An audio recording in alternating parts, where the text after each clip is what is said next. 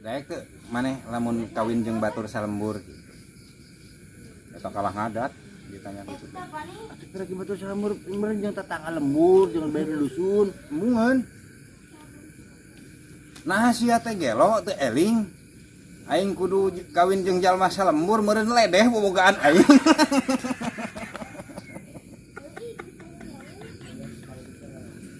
Anjing koplak. Lain kitu meureun. Padahal salah paham. Kebayang aja. Boro-boro ku salembur sa RT mah anjing sa RT. Maksudna mah kawinna jeung saurang jeung jalma hiji gitu. Ku sa RT ge anjing geus moal kaladangan ieu sabut jalma. Saurangan pedah imahna salembur keneh. Heeh, cek urang mah.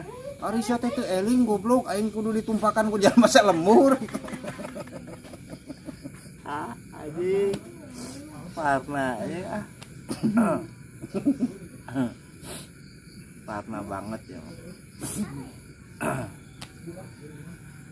Aduh.